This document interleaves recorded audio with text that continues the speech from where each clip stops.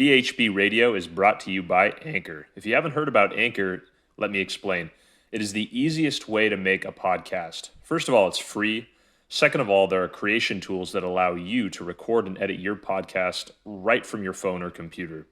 You can also distribute your podcast through Anchor so it can be heard on multiple top listening platforms like Spotify, Apple Podcast, and many more. You can make money from your podcast with no minimum listenership, and it is everything you need to make a podcast in one place. So feel free to download the free Anchor app or go to anchor.fm to get started. BHB family, what's happening? This is Coach Coop here with another episode of BHB Radio. Tonight I am joined by the sleep doctor, Dr. Michael Breus. He's been on Oprah, he's been on Dr. Oz, he's been on a number of news media outlets from the Wall Street Journal all the way to the New York Times and dozens in between. He is the world's preeminent expert on sleep, considered one of the top 10 most influential people in the sleep space. He was voted the number one sleep expert in California by Reader's Digest. And tonight, he's here to talk to us about how to bulletproof your sleep. That's right, everything from various tips, sleep hygiene, light exposure advice, how nutrition can influence your sleep. Really, guys, sleep is intertwined with everything from our immunology to our energy to our mood to actually adapting to our exercise and training so we can get results from it. So it's really the cornerstone, and there are people out there, a lot of people and growing, that think that sleep is not only just as important as training and nutrition, but maybe even more important than nutrition. So that being said, we also have another favorite guest of ours on today. That is Gary Millet. You guys might remember Gary from a few episodes in the past. Gary is a nutritional science researcher with an emphasis in the exogenous ketone space.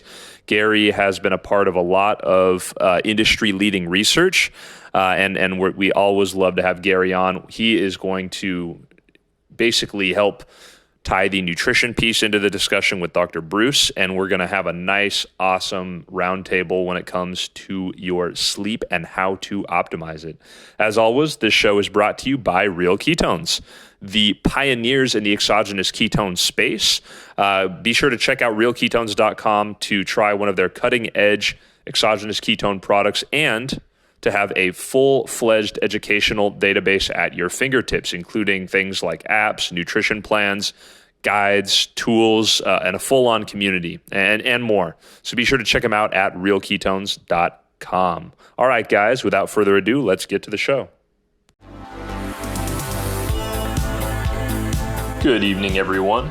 This is Coach Matt, and you are listening to Better Health and Body Radio, your source for the latest and greatest information and understanding in the world of health, nutrition, and performance, where we give you a seat at the table next to the best and the brightest minds to arm you with the information you need to optimize yourself. Join us for another exciting, thought-provoking episode of BHB Radio, starting now.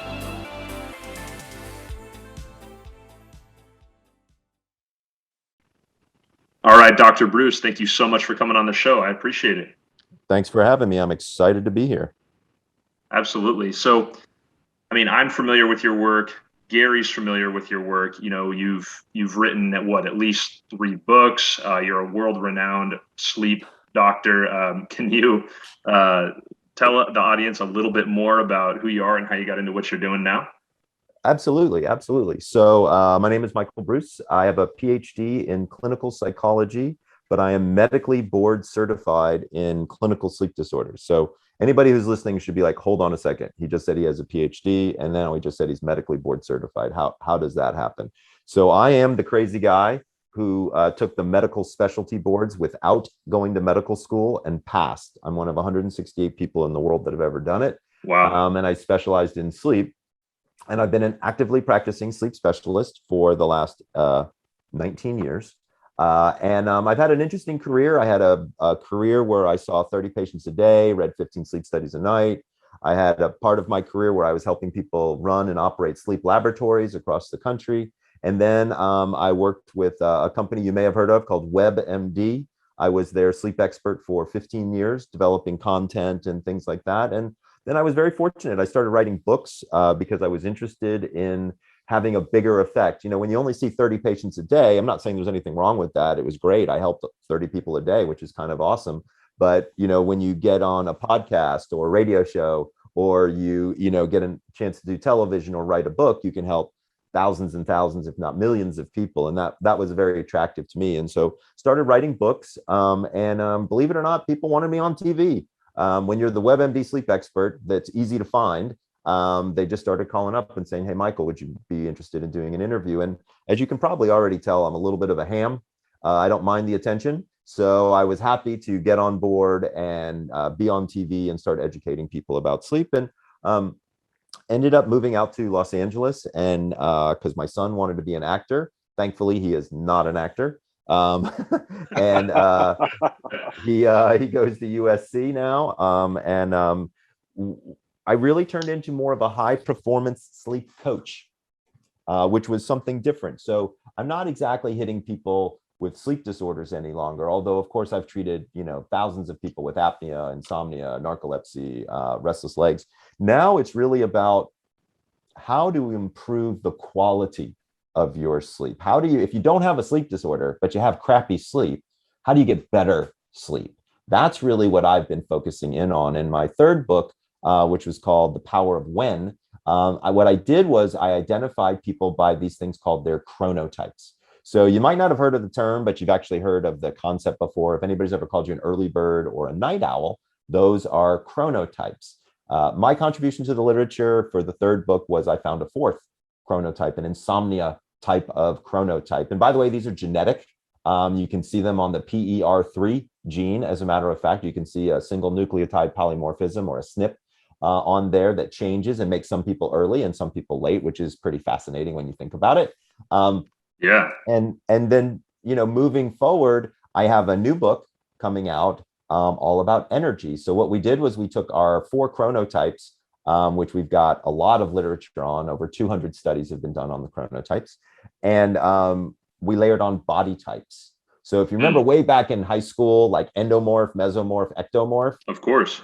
So I took those body types on top of the 4 chronotypes, and magic happened. We ran it through about 5,000 people who had taken the quiz.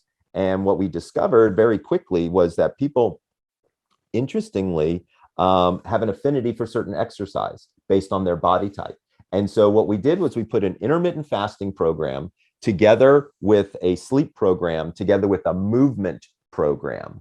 And that is my new book called Energize: How to Go from Dragging Ass to Kicking It in 30 Days. And it really personalizes an entire routine for you and teaches you a lot about energy. And I feel, like I've been very fortunate. I get to do a lot of work with a lot of really cool companies. I get to learn a lot about technology and new tech that's coming into the field. And I get to test a lot of it in our research lab.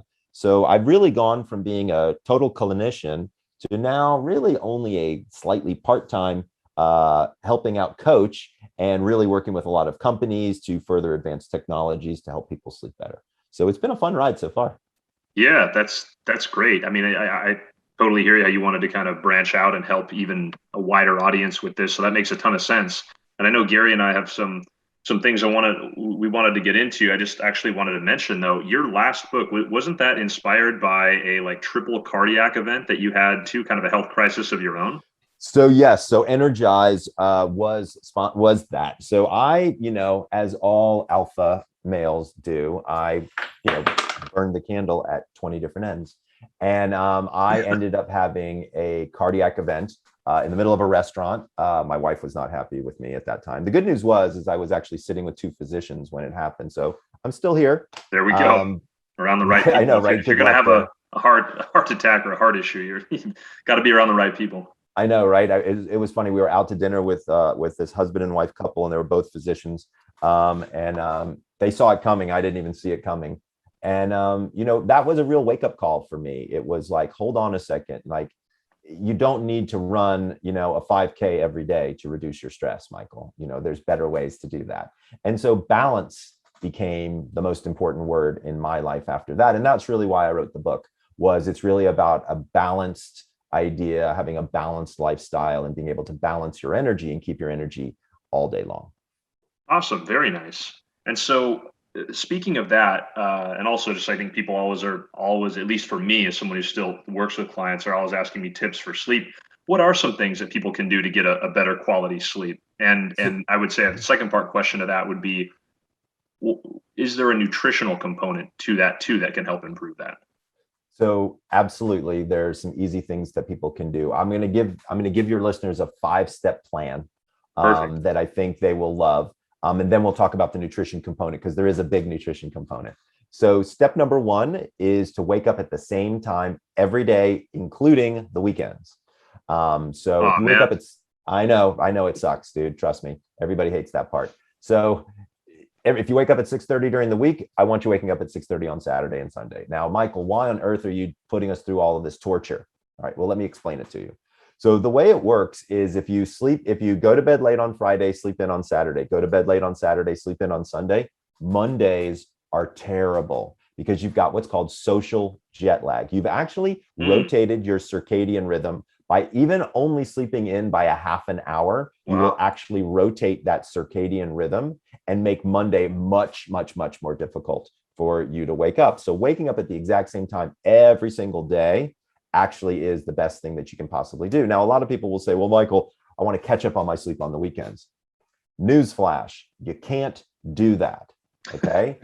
It doesn't work. All right. There was a great study that came out about a year ago. People had 5 hours of sleep during the week, 8 hours of sleep on the weekend. We measured their mood, their focus, their attention, and their memory for 6 weeks. Every single week, it went down further and further and further, to the point where people were having 30 and 40% decrements. And here's the kicker: nobody knew it. So when we interviewed the people and we said, how do you feel like you did on your test? They said, oh my God, I aced it. And they were like in the 70s or the 60s, in terms of scores. So what the problem is that people don't realize that they're sleep deprived in many cases. So giving yourself this ultimate wake up at the same time every day is incredibly helpful anchor to everything. Step number 2 does have to do with a component of nutrition, but not nutrition itself, because we're going to talk about caffeine. So if I had to pick one substance that really messes sleep up, it's caffeine by far.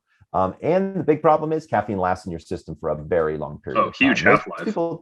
Yeah, it's got a half-life of between 6 and 8 hours, depending upon how quick of a metabolizer you are. But here's the more interesting fact. It has a quarter life.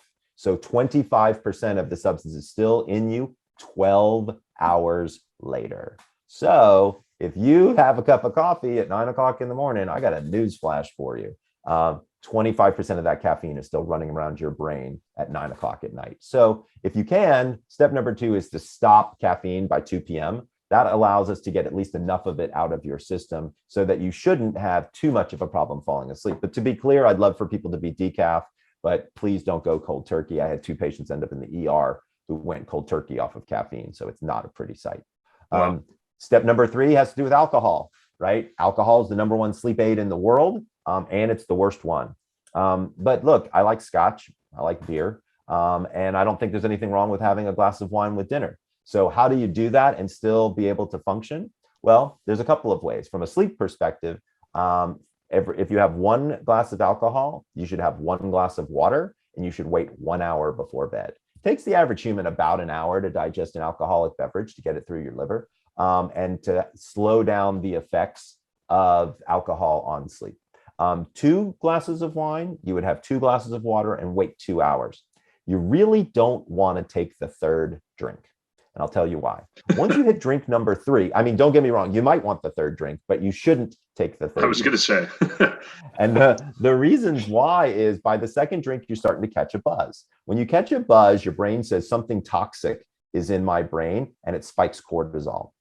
Bad idea to do right before sleep. So now you're an energetic drunk trying to get to sleep. Doesn't really work very well. So if you can, as a general rule, stop drinking alcohol 3 hours before bed, keep it to 2 drinks, and you should be just fine.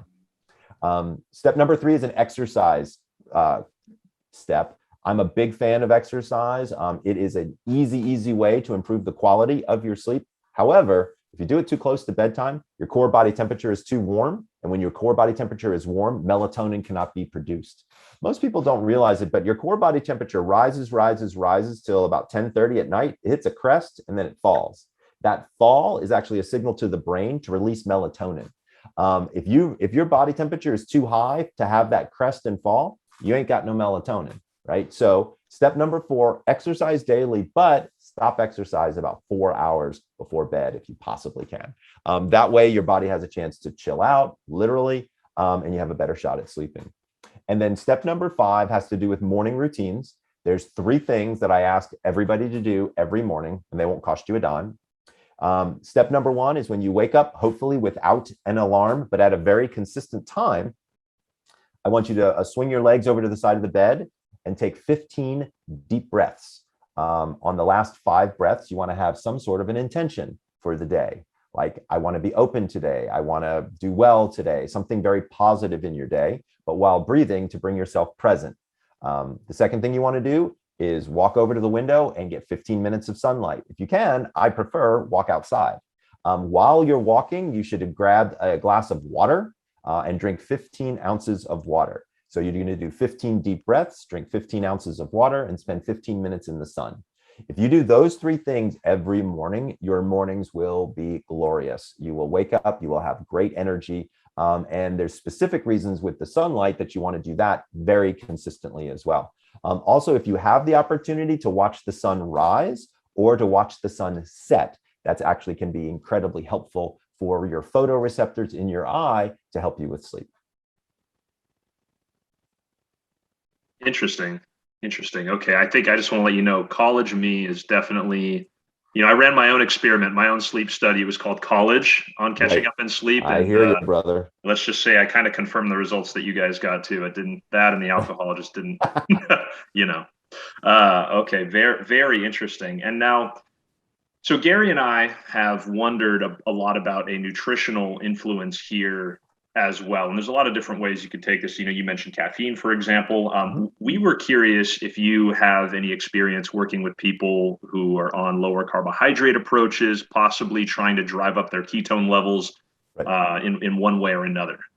So the answer is yes. And it's interesting because, when you look at lowering carbohydrates, that actually can have a direct effect on your ability to fall asleep.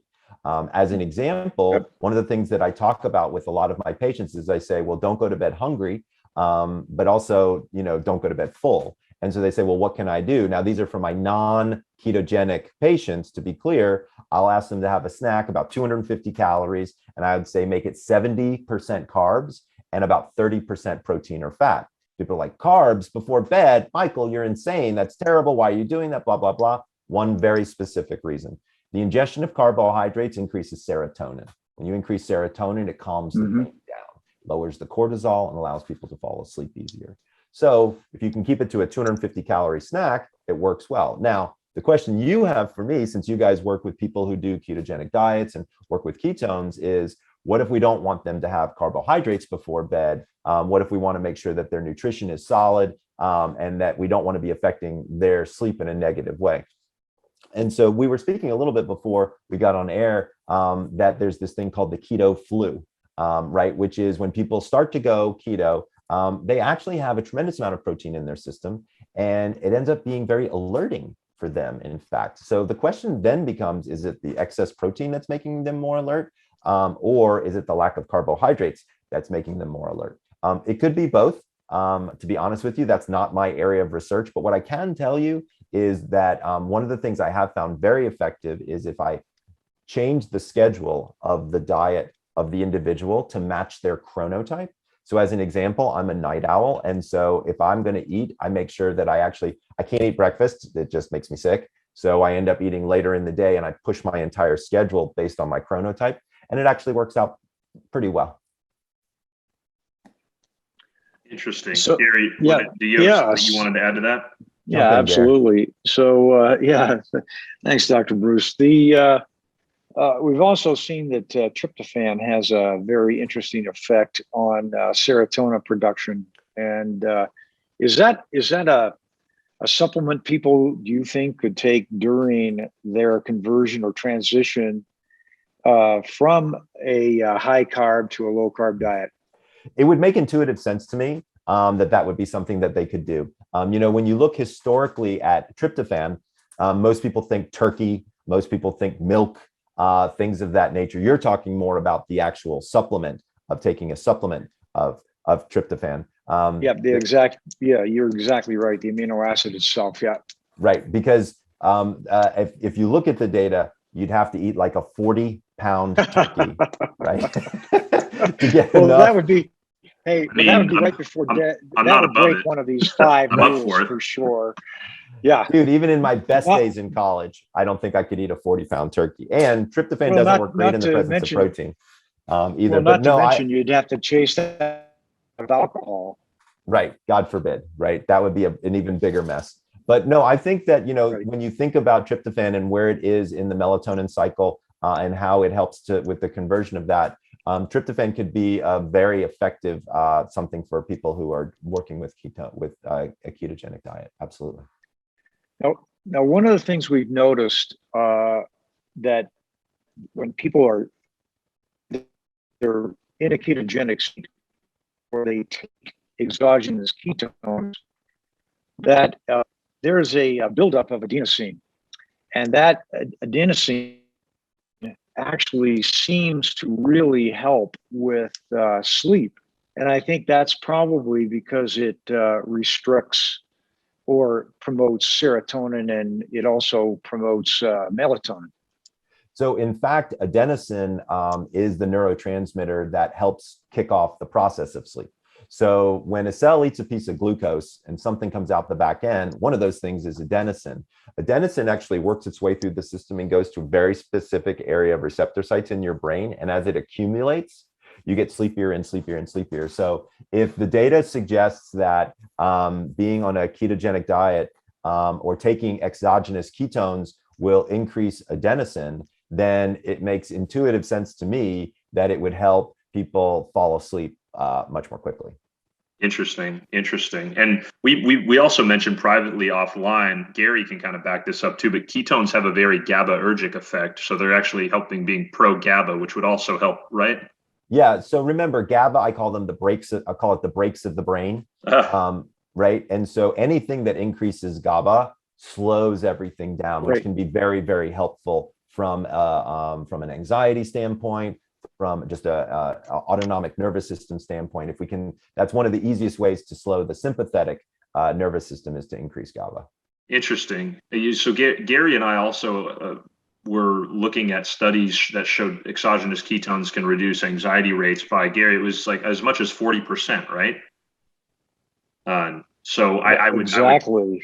And I believe, Dr. Breus, you've talked about the importance of stress management, I guess, both biologically and in your life, right? On sleep, right? That's a factor.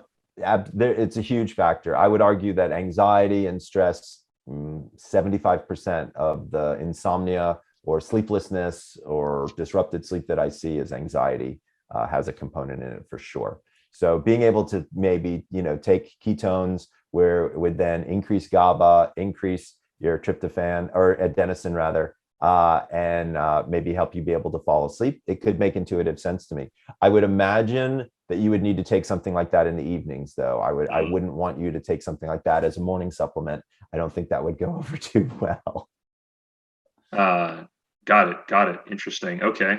And Gary, you were talking privately offline about the effect of some of the effects of different waves of sleep, right? And different phases of sleep.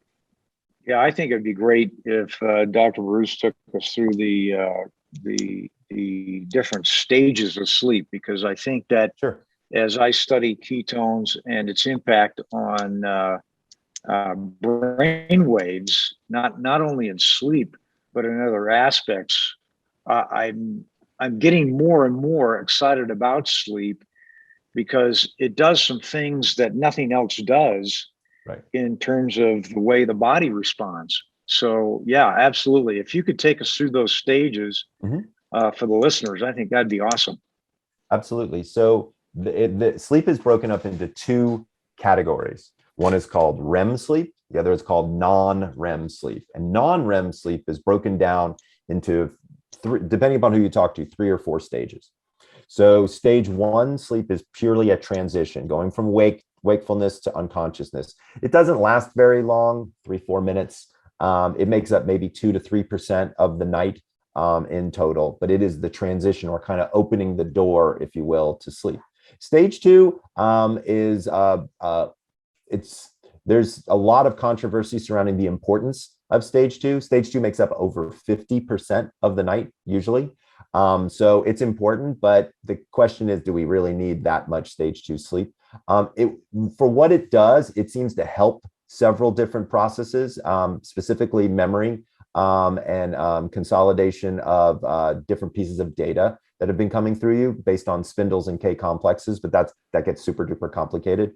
I would think about stage two as the thing that leads you to stage 3 and 4. Stage 3 and 4 is your physical restoration. This is where we see the largest bolus of growth hormone emitted. This is where we see the most repair, muscular repair, cellular repair occurring. Also during stages 3 and 4, we have something called the glymphatic system comes in and cleans out the brain. It cleans out the brain of two very specific proteins. One is called beta amyloid. The other one is called tau.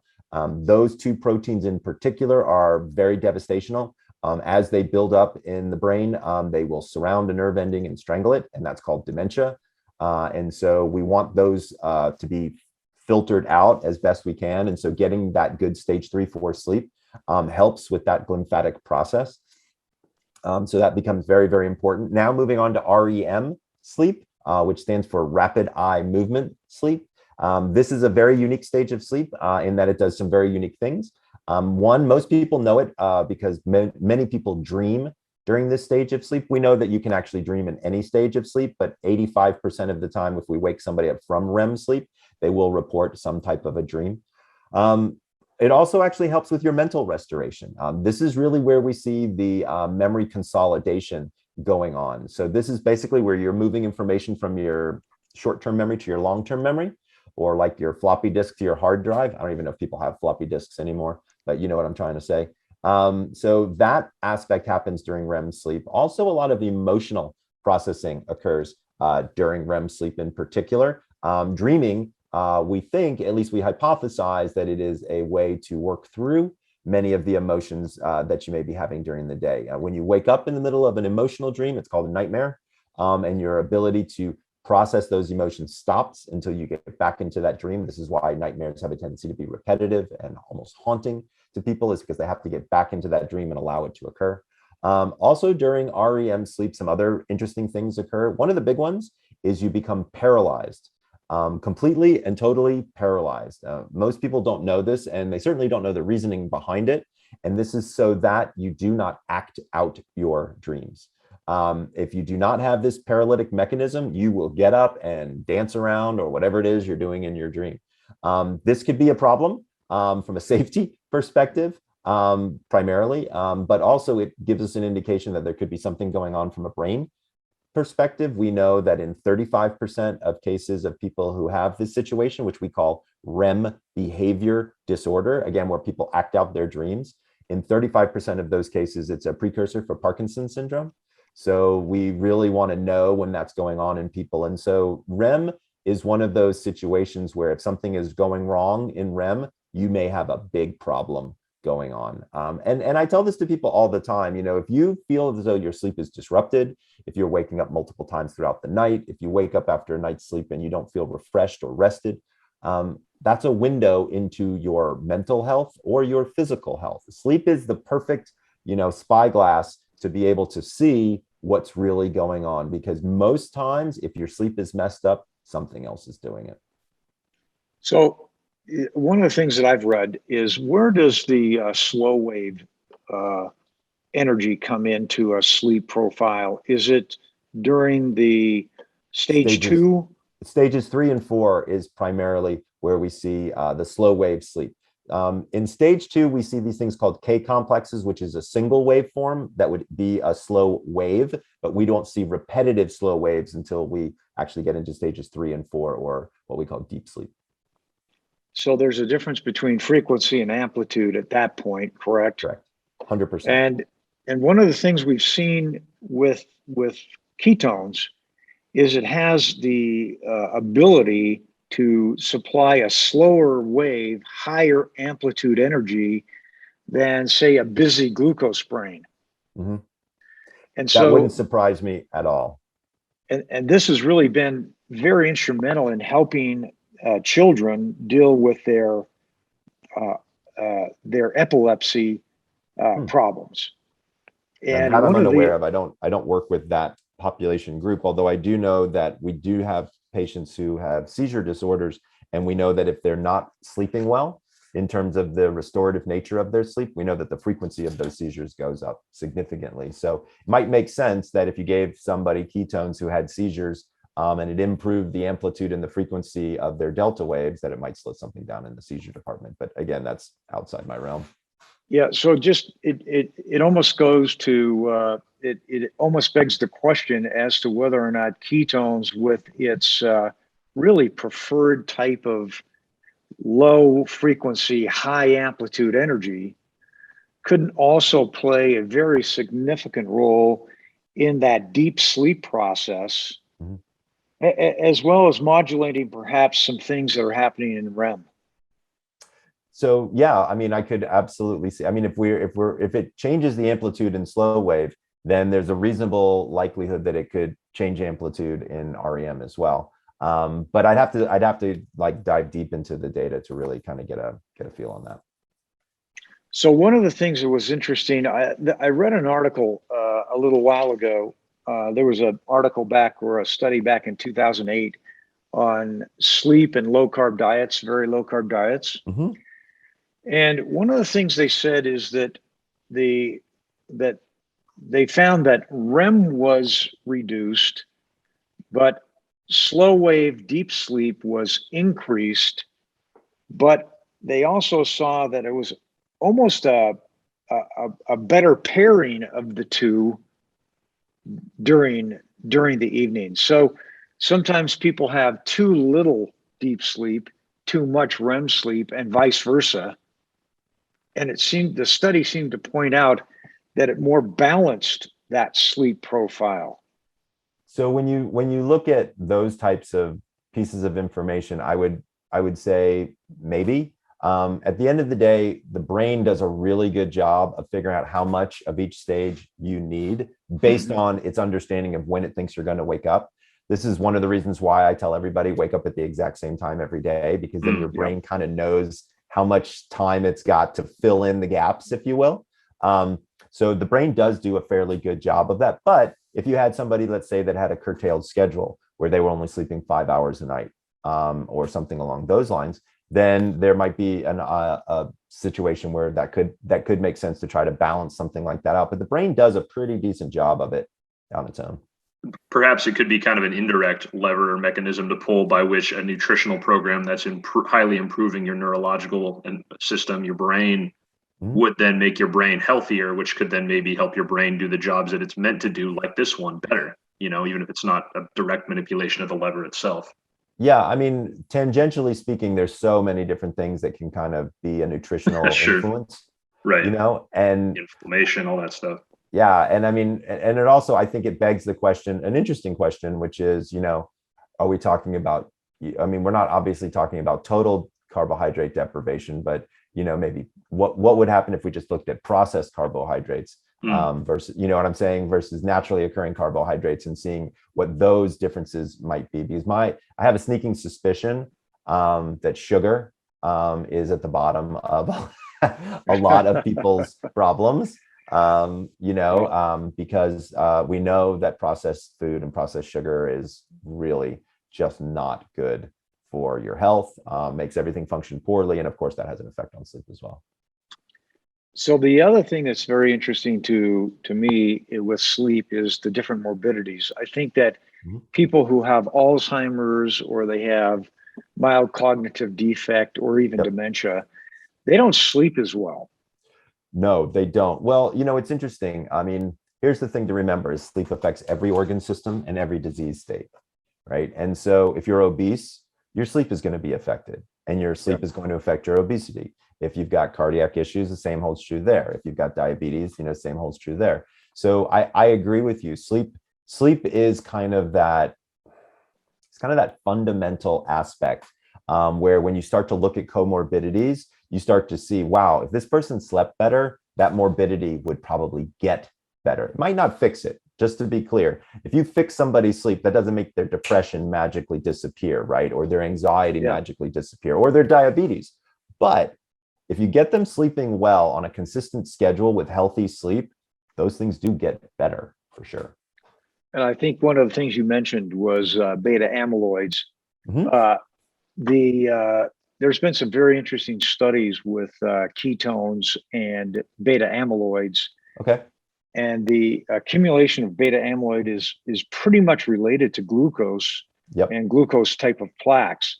So somebody who's in a ketogenic state or in ketosis as they're asleep, or in fact, while they're awake, there's less of accumulation, we believe, in those beta amyloids in the brain. And maybe it even can facilitate how much faster or more efficient REM can move those out of there.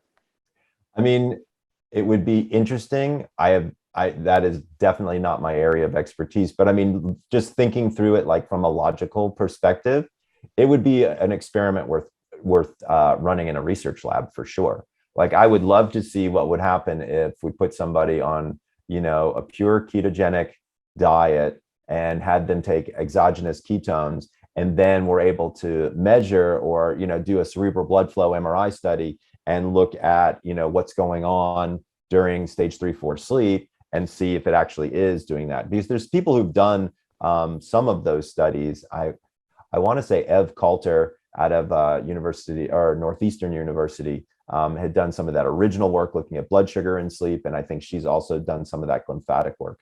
So there's definitely an area that could be interesting for that. I'd be remiss if I said I wouldn't be surprised if it had a small effect, but I just don't know if it would have. I just don't know how big of an effect it would have. It'd be pretty cool though. I mean, if you think about it, if all you had to do was take ketones and you could lower the risk for Alzheimer's and dementia, that'd be pretty awesome. Yeah, that would be actually really awesome. I think the other thing is, when people are when people have cognitive decline, one of the things that's been noticed through brain scans is those centers that affect sleep also get energy deprived. So the same areas that get energy deprived in the brain for the memory also get energy deprived during a sleep cycle. What do you mean by energy deprived, Gary? Well, when the brain can't process glucose properly, then you get a brain deficit. You get an energy deficit in the brain. And it's been that study right now, pretty intense study, like Stephen Cunnane is doing some very intense studies on how do you accelerate or how do you heighten brain energy. And when you increase brain energy, it has an amazing effect on memory and retaining memory. And there you go with REM being so important and deep sleep being so important and memory consolidation. I can't help but thinking a energy deficit wouldn't be a really big problem in sleep. Yeah, I don't know. I mean, that's a great question. Memory is really more a function on the REM side than on the slow wave sleep side. Slow wave sleep side is more that lymphatic system we were talking about, but you need that in order to have, good neurologic function. So I definitely think they work hand in hand. I don't know the answer. I would say I would be curious to see the studies and learn more about what some people are doing there. But I think it's definitely a pretty valid line of research to start walking down that path and start to see what's going on there. But I mean, you're talking about a major research effort if you really wanted to get into the nitty gritty and mechanism of action. Yeah, I think that's exactly right. I think that's why we've had a lot of failure on the Alzheimer's side, is that there's been almost $1 trillion spent, and where are we? Yeah, I mean, that's a whole area of literature that I can't say that I know incredibly well, but I can say from a sleep perspective, there are not as many researchers who are looking at that as I would love to see looking at that, because I agree with you. I think that there could be some fundamental aspects to these devastating neurologic situations that sleep could either repair or help people in a significant way. And it would be really interesting to see if ketones would affect that as well. Yeah, I think all of us too also are just thinking in general, we tend to think polymathematically about the interrelatedness of all of these things too. You also had hit on something earlier that I think was important to touch on, and that's that early on in kind of the adaptation window, you might notice that you're going to be getting worse sleep, but that does go away in time, you said, right? Yeah, absolutely. I mean, I very rarely have I had it last longer than a week. Okay. Sometimes it's as short as 3 days, 4 days.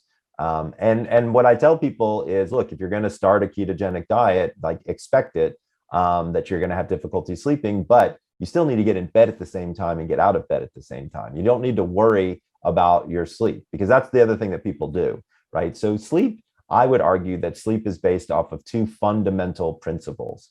One is discipline, the other is acceptance. Okay. So the discipline comes with all the things we talked about before, right? So get up at the same time, stop caffeine at 2 o'clock, blah, blah, blah.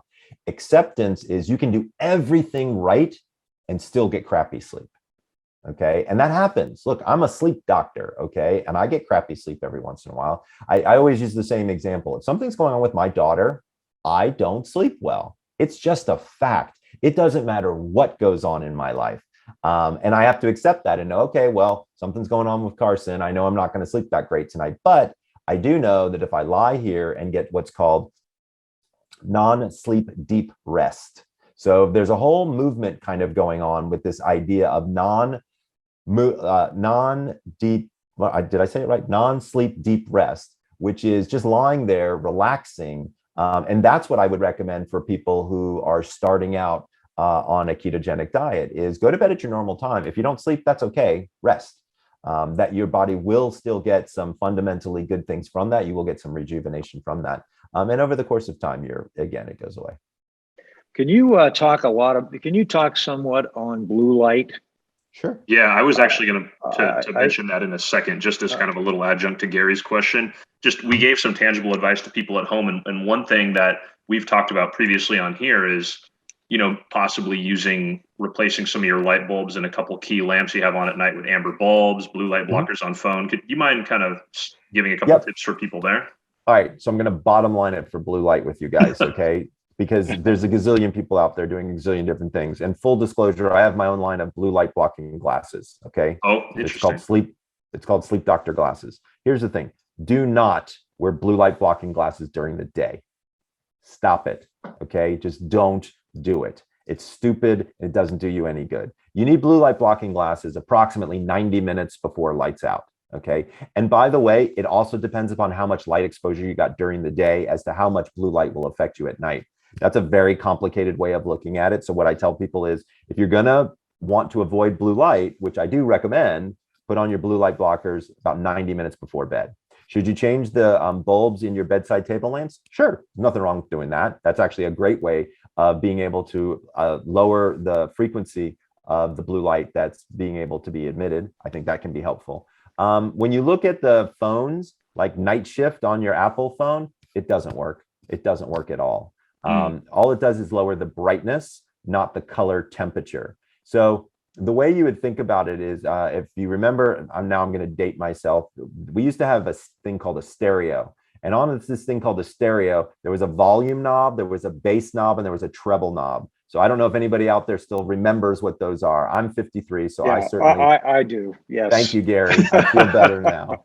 So what the computer's screen does is it lowers the volume, not changes the treble or the bass, if you will. Got it. Okay. And so that's why that one in particular doesn't work, the one on the phone. Now, there is a computer one that works very, very well, and it's called Flux, Flux. It's free.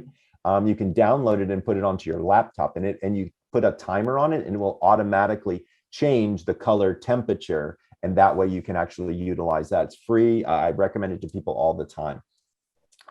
Do me a favor. Do not go around your bedroom with black electrical tape and start covering up every little blue dot. That's the dumbest thing I've ever heard in my life. Okay. Do people actually do that? People do that. It's unbelievable. Oh People get my so into God. this. You got to be kidding. I can No, barely dude, it's remember crazy. what time to go to bed. Yeah, Little. they're more concerned with running around covering up the blue dots than getting to bed at a regular time, right? I think So, you call that majoring in the minors, right? right, exactly. Majoring in the minors. That's perfect. I love that. So don't do that silly stuff. But again, understand how light affects you. There's some great data to look at the ability of sunset to help with photoreception. So if you actually dig into this data, it's pretty interesting. But if you watch the sunset, the photoreceptors in your eyes will do some things that are kind of cool that will actually lower the amount of blue light that's allowed to be emitted for the rest of the night. So it's kind of cool. Also, the same thing happens, by the way, if you watch sunrise. So if you watch sunrise, you get more blue light in, which is really good. Actually helps with photoreception during the daytime. Then you watch sunset. It actually, and by the way, it's pretty damn relaxing to do that. Like find somebody who you care about and watch sunset together. Number one, it breaks up your day, which is a good thing. But number two, it really can be helpful. Now, if you're gonna go forward and buy blue light blocking glasses or do some kind of blue light effect, let me give you some important information. There's 3 different things you have to block if you're going to block blue light. One is the frequency. So between 460 and 480 nanometers is the frequency within the light spectrum that we're trying to block. By the way, it's not actually called blue, it's called cyan, but everybody calls it blue. Yeah, that's number one, is break up the frequency. Number 2 is you want to change the brightness. This is the reason why we have those amber lenses. If anybody out there buys a clear pair of blue light blocking glasses, you've been sold a bill of goods, because it isn't going to be effective at all. It may have a coating that blocks that frequency, but if you don't block the brightness, you're not going to be able to do nearly as good. And the third thing is the angle, right? And so when you've got a pair of glasses on, you want them to actually circle almost the entire orbit, because getting this blue light in from the sides is not going to be helpful because it's not going to be blocked. So you want to have something you don't need goggles to be clear. You just want some that are like sunglasses size that will be able to block the blue light. You want them to have the coating and you want them to be amber. If you've got all 3 of those things, you've got a decent pair of blue light blocking glasses. And like I said, like the glasses we used to wear when we listen to the stereo. Yes, exactly. That's funny. Well, hey, Dr. Breus, I know we're almost out of time here, and I want to be very respectful of that. So it sounds like you would need glasses one way or another if you're going to look at your phone, even if your phone has a flux setting on it.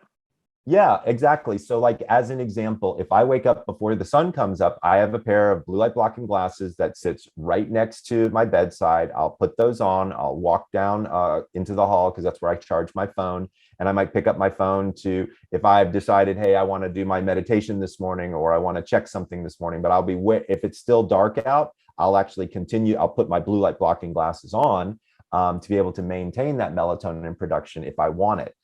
Maybe I want to go back to sleep or something along those lines. If I don't want it and I say, hey, it's 5:30 and I want to get up, but it's still dark out, then I actually have a light box. So I own a couple of different light boxes out there, so I can start my own sunshine in my office if that's what I want to do.